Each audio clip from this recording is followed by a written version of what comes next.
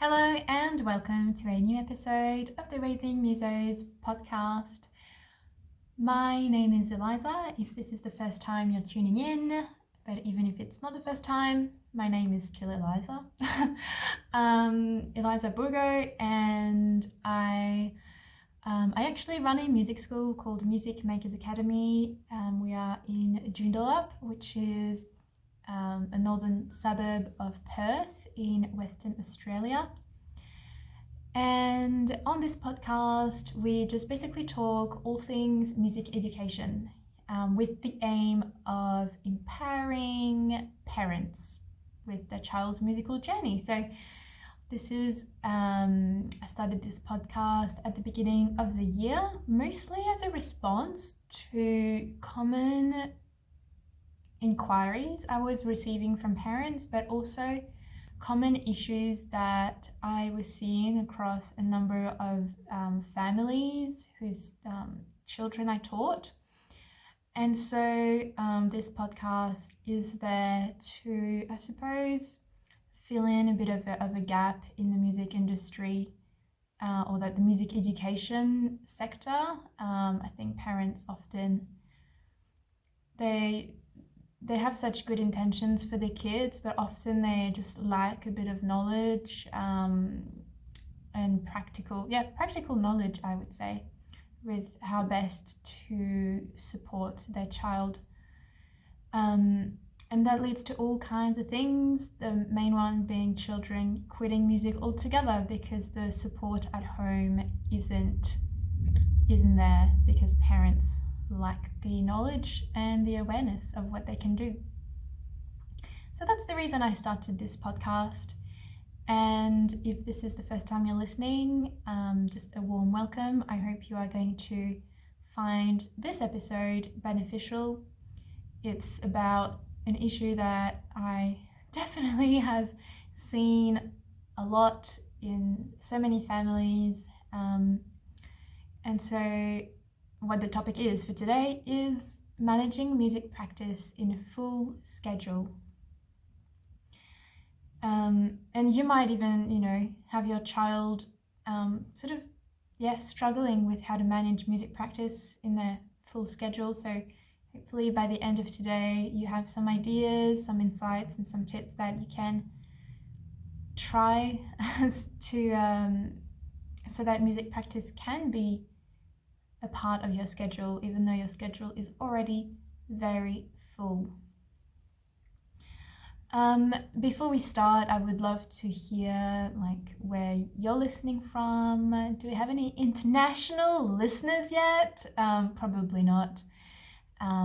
Something that happened recently was my old YouTube channel where the podcast used to be hosted on, that was deleted. So I am back to having under 10 followers when I was up to about 370.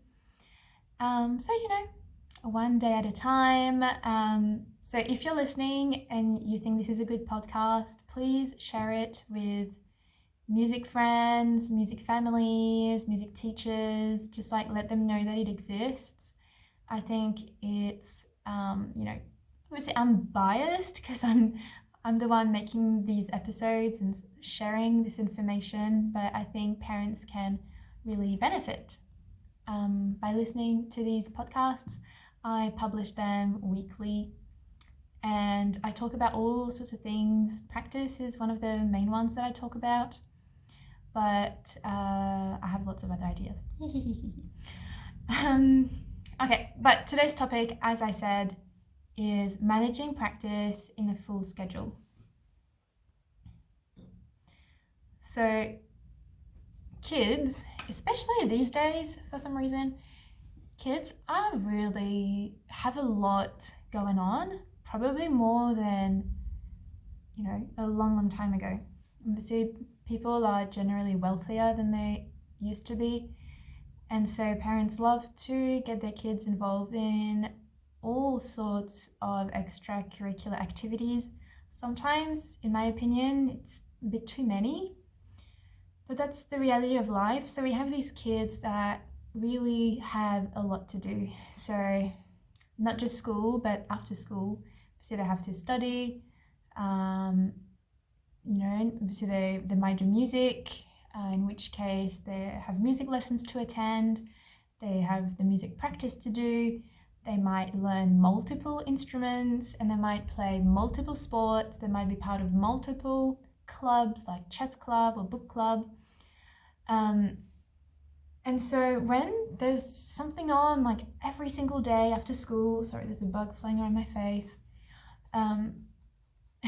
When there is something after school every single day, and even weekends sometimes are taken up by extracurricular activities or sports games or competitions, festivals, concerts, it can just be really, really hard to make the time for practice. And if that's something that happens, the lack of practice happens like from week to week, then often parents just withdraw their child from music lessons. Obviously the kid's not practicing, and so music lessons feel like a waste of time and a waste of money. And there's the bug again. I'm very sorry, it's distracting. And so that's sad, because obviously practice is definitely required for music. I personally believe so, and that's my expectations from my students. And so it's just really sad that a lack of practice becomes a reason for withdrawing from music. But at the same time, it can be logistically challenging to make music practice happen during the week at home. So the tips I'm going to share are pretty basic, pretty simple, but I believe that they can make a difference, so that you don't feel bad about your child not getting in practice, and that you have some things you can do to improve the situation. So the first tip is to redefine what practice looks like. So often practice doesn't get done in a full schedule because you are overestimating how much time you should be practicing. So probably some families will have this idea, from I don't know from where, that the child needs to practice 30 minutes a day and that's it. And so 30 minutes a day will probably, in a full schedule, feel very unmanageable, unachievable. And so what ends up happening is the practice doesn't happen at all. So are you able, as a parent, to rethink and reconsider how much time your child actually needs to practice for? And can you be happy with them practicing for less time? So instead of 30 minutes, 10 minutes. And that sounds a lot more manageable, and probably you'll be like, oh yeah, like of course, like 10 minutes, that's doable. 10 minutes before bed, 10 minutes before school, 10 minutes between, doing homework. So that feels a lot more manageable to achieve in a full schedule. And you might think that, your child's not going to be progressing as fast when they practice 10 minutes a day, but actually they will, because they will actually be practicing. And also, sometimes when we are stretched for time, we actually focus a lot better, so that we really make the most of the time that we do have. So a shorter practice session might actually yield better results than a longer session where you are mindlessly repeating stuff that you don't need to. So that's my first tip there. Like, are you okay with shorter practice sessions that are probably going to be a lot more beneficial than no practice or longer sessions that are not very efficient? Okay, so tip number 2 is about the quality of the practice. And so that is about being intentional with the content of what you're practicing or what your child is practicing, and also like the strategies that you use. So in terms of being intentional about the content of your practice, so things like not, when you practice a song, not always playing from the beginning, because obviously like lots of kids are really good at playing the start of songs and they will always practice from the beginning of their songs, even though what they're struggling with is like halfway through the song. So obviously that wastes time. So instead of just practicing the things that your child knows, they should be practicing on what they don't know and what they need to improve on. And then you'll find that you don't need as much time to practice when you just focus on what needs attention rather than just doing random things just to make up time. Does that make sense? And then the second part of that is to be intentional about the how of your practice. So you have to be able to know exactly what the problem is and then find strategies that really work for you. This might take a bit of time and experimenting, I believe, but let me give you some examples. If you know that your child is an oral learner, so they tend to retain things that they've heard more than things that they read, for example, then obviously listening to a song that they have to learn will really help them learn it quicker than if they have to spend half an hour deciphering musical notes on the page. So if your child is an oral learner, I would highly recommend using the strategy of listening to the song and trying to play by ear, as opposed to having them read off the music, because that will take them so much more time. And so there is a better, a more efficient way for them to learn. So that's a little example there. Over time, you will probably notice that your child learns their songs in a particular way, and in that case, they will find their own ways of learning that really works for them. So obviously keep doing those things rather than trying things that really don't work. So being focused on what to practice and also learning songs and practicing in a way that actually works for your child will ensure that the limited practice you do have is being utilized efficiently, and you're not wasting time, because if you have a full schedule, you don't have time to waste on bad practice. Okay, my third tip is to just very loosely schedule your child's practice in. And by loosely, I mean just having a rough idea of when they are going to practice. Because often we tend to do things and we commit to things that are in that calendar.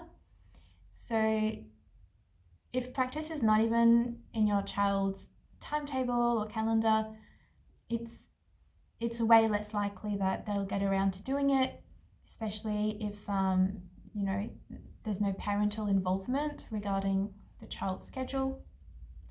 So it's your responsibility as a parent to maybe think of your child's practice and when they will have the time to do it, or make the time for them to get their practice in. And so, some like rough ideas could be things like, okay, my child's gonna practice straight after school. Like as soon as they get home from school, the first thing they do is their practice. Or, just before they brush their teeth is when they're gonna practice. So there's no like set time as such, but it's just like a rough idea around different events in the day. I find that actually really works for me personally. I also have a pretty full schedule, running a music school and teaching over 20 students myself. I feel like I've got no time. And what I do is just before I go to sleep, I actually imagine the next day, and sometimes I might tell myself, I'm just going to practice before lunch, or like maybe practice is the first thing I do after breakfast. So I sort of make a plan of the day in my head before I sleep, and then the next day I sort of like run my day the way I was thinking about it the night before. So that really works for me. And as I said, I don't really give myself specific times for when I'm supposed to practice.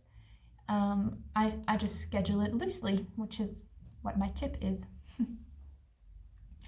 Okay, my next tip is to keep your instrument accessible. And so here, the reason behind this one is basically if practice feels very unmanageable because of your full schedule, you want to make it as easy as possible to get the practice in. And sometimes if your instrument is locked away in a case, it's you have to put it together, assemble the different pieces so that you can play your instrument. It's just gonna like sort of put you off because there's that obstacle before you can even produce a note, produce a sound. So keeping the instrument really accessible for your child is just going to make it that much more easy to start the practice. So if you have a guitar, like don't put the guitar back in the case, just leave it out. You can get a guitar stand. If you have a flute, just always keep the flute put together, so you just pick it up and play it. So just try to limit the obstacles that get your child to actually play the instrument. If you have an electric keyboard, just like don't turn it off at the power plug. Make sure there's always a chair there. Just try to limit any obstacle to getting to the instrument. Is that tip there? My next one is for, again, about parental involvement. So as a parent, just maybe be a little bit more involved in the practice. So that's not just, asking them, like reminding your child to practice, but sort of be more actively involved with the practice. Sit with them, sit with your child as they practice, and ask them good questions about the practice. So if we go back to my second tip, which was to be intentional about the practice. So a way for a parent to check that the practice is being intentional is by asking questions about the content that your child is practicing and the way that they're practicing it. So you could ask questions such as, what has your teacher asked you to focus on this week? Can you show me the tricky part that you're working on? Just show me how you are practicing. And so those questions help the child to really focusing on what matters in their practice rather than just noodling around doing whatever they want. And so wasting that precious practice time that they have.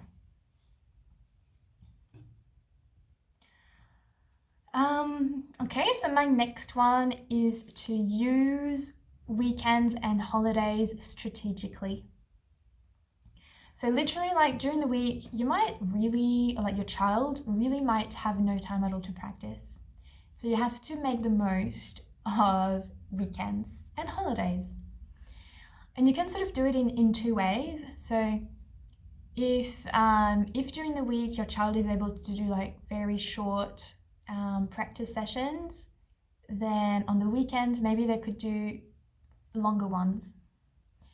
And if your child is really unable to get practice in during the week, on the weekend something I would recommend doing is having very regular but very short practice sessions, because I believe I would say it's probably backed by science, but when you do something, then you take a break, and then you go back to it, take a break, and go back to it, you are actually reinforcing the long-term memory. Whereas if you just practice for a very long time without any breaks, I don't think the memory is engaged in quite the same way. So on the weekends, a great thing to try is just having very short but multiple practice sessions throughout the day. Again, use the practice as breaks between other activities. And this is what I think I used to do. I probably still do as an adult, but maybe I would study for when I was in year 12, study for chemistry for an hour, then I would do like 10 minutes of practice, then I would just have another hour study block, and then like 10 minutes of practice. And so the practice was a way for my brain to relax from the study, but at the same time, I was engaging my brain by doing music and actually working and improving my playing at the same time. So that just worked really well for me, and I think it's a genius idea. But I'm a genius. No, I'm kidding. Okay, embrace flexibility but stay committed. So especially if your child has a very full schedule, you have to be okay with being flexible around when practice happens and also how frequently it happens. And if there are certain weeks where practice doesn't really happen or not as much as you expect, just let it go, move on, and focus on the next week. And remain flexible, shuffle commitments around or whatever. But you have to stay committed to the practice. So continue trying to loosely schedule it into your calendar or your child's calendar. Stay committed to shorter periods of practice if you can. And so by adopting this kind of attitude, we become okay with having such a hectic and full schedule, but we also know that we can still get a little bit of practice in. And as long as you can get a little bit of practice in, that's all it takes to make a little bit of progress. So adopt that attitude, and I think it will pay off in the very long term. Which brings me to, I think, probably my final one. Yeah, to my final one, which is to reassess your expectations of your child's practice commitments, also your child's progress, and even like your child's commitment to music in general, or maybe even your commitment to music in general. So if I go into a little bit more detail with this one, if your child has a full schedule and practice is very hard to do, but you expect them to like do it every day, well, maybe you don't have a very realistic expectation of what your child is able to do. So maybe you need to reassess that. Or maybe you have unrealistic expectations of their progress. So if really practice is very difficult to do and your child just cannot get frequent practice in, you cannot expect them to get very good or to get better very fast. So so if you find that your child is not progressing with music and they have a very full schedule and you're like, oh well, that's just a waste of time because they're not getting better, well, again, your expectations are probably, I'm sorry to say, but a little bit unrealistic. So if the less a child practices, the less progress they are going to make. I think we can say that with 99.9 certainty. So, don't feel like your child is just like bad at music if they're not making progress. It could just be a practice issue. So are you able to reassess your own expectations of your child based on how much practice they are able to do? And finally, reassess your expectations around commitment. This is something that I've noticed is when kids don't practice and they're not making progress, they lose interest very quickly, and so they will be less committed, which means they will have even less motivation to practice.